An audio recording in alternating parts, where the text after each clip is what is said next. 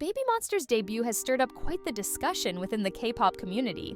With the weight of YG Entertainment's legacy on their shoulders, many are questioning whether Babymonster can truly carve out their own identity or if they'll forever be stuck in the shadow of their seniors, particularly Blackpink. The conversation around this group is multifaceted, involving their music, concept, and most notably, their charisma, or, as some argue, the lack thereof. Let's start with the topic of charisma. Charisma is often what sets apart a good group from a legendary one. Blackpink, for instance, didn't just rise to fame because of catchy music. Their stage presence, confidence, and ability to own their concept played a huge role. But remember, even Blackpink had to grow into their roles.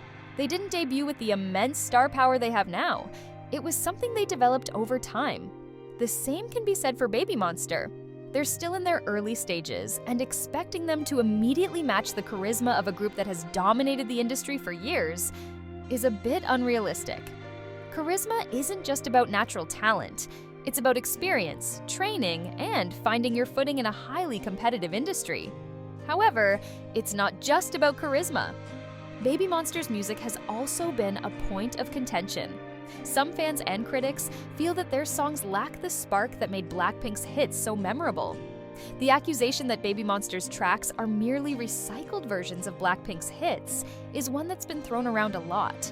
And while it's true that their music does share some of the same elements, like the heavy beats and catchy hooks that are trademarks of YG's girl groups, it's also important to note that Babymonster is still finding their sound.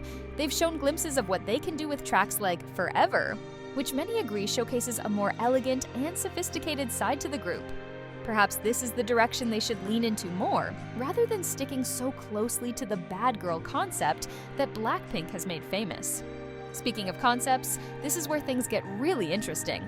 The bad girl image worked wonders for Blackpink, but does it really suit Babymonster? Some fans believe that Babymonster would be better off exploring a more elegant or sophisticated concept, similar to groups like IVE. The argument here is that Babymonster's youthful energy and polished image might align better with a concept that focuses on grace and class, rather than grit and attitude. This isn't to say that Babymonster can't pull off a tougher image, but given their age and stage in their careers, a concept that allows them to showcase their natural charm might resonate more with audiences. Age is another factor that can't be ignored. Babymonster is incredibly young, with some members still in their teens. This has led to mixed reactions. On one hand, their youth means they have plenty of time to grow, both as performers and as individuals. On the other hand, it's difficult for them to convincingly pull off a mature, tough concept when they're still so young. We've seen other groups navigate similar challenges. TXT, for example, faced scrutiny when they debuted as BTS's younger brothers. They were constantly compared to BTS, but over time, TXT developed their own identity and sound, which helped them step out of BTS's shadow. Babymonster could follow a similar path, but they need the freedom to experiment and find out what works best for them. One of the biggest challenges Babymonster faces is the constant comparison to Blackpink. This isn't just a problem for Babymonster, it's an issue for any new group coming from a major label with a hugely successful predecessor. ENHYPEN faced it with BTS, and Babymonster is now facing it with Blackpink.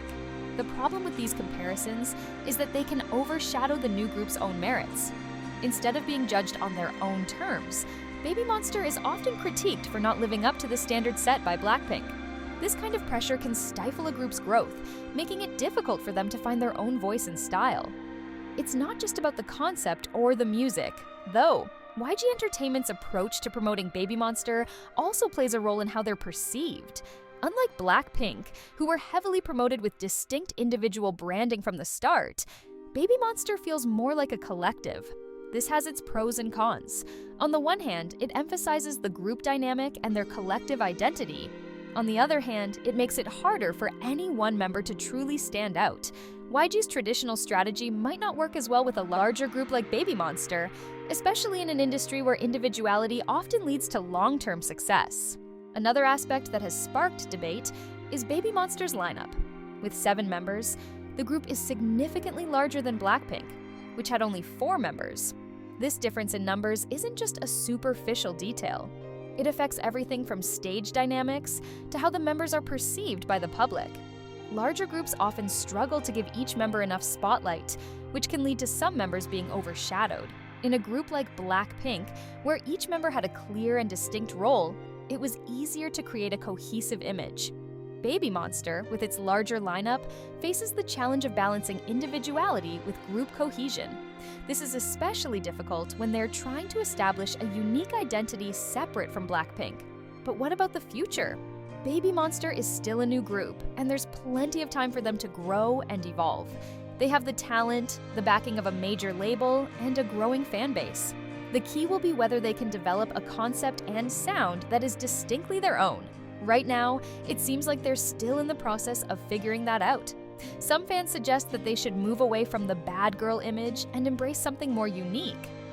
Others believe that with time, they'll naturally grow into their current concept. Either way, it's clear that Babymonster is at a crossroads.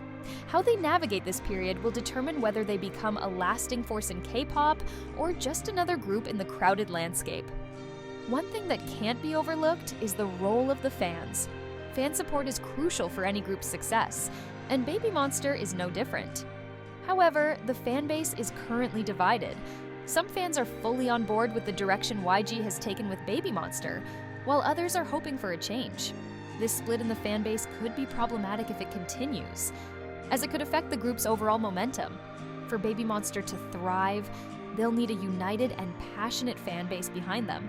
This might mean YG has to listen more to what the fans are saying and consider adjusting their strategy accordingly. The industry context also matters. K-pop is more competitive than ever, with new groups debuting all the time.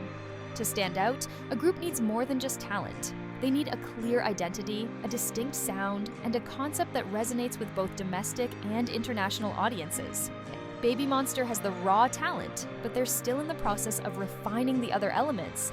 They're in a race against time to establish themselves before the next wave of new groups arrives on the scene. The good news is that they're off to a strong start, but maintaining that momentum will require careful planning and execution from YG. There's also the question of longevity. Many K-pop groups experience a strong debut, but struggle to maintain their popularity over the years. Blackpink has managed to stay relevant through consistent comebacks, global promotions, and individual member activities. Babymonster will need to adopt a similar approach if they want to stay in the spotlight. This means YG needs to be strategic about their releases, ensuring that Babymonster doesn't disappear for long periods, as some other YG groups have in the past. Frequent releases, diverse content, and strong member branding will be key to keeping Babymonster in the public eye.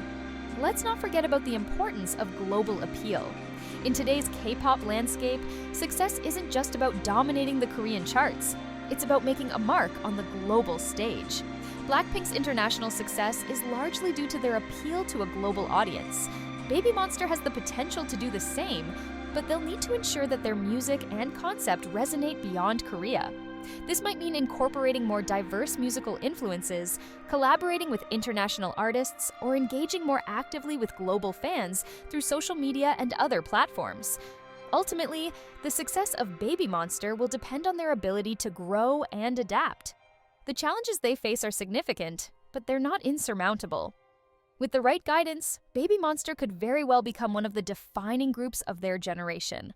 They have the talent, they have the backing, and they have the potential. What they need now is time, patience, and a little bit of luck. If they can navigate the challenges ahead, Babymonster could emerge as a group that isn't just living in the shadow of Blackpink, but standing alongside them as equals. In conclusion, Babymonster's journey is just beginning. They've shown that they have what it takes to succeed, but they're still in the process of defining who they are.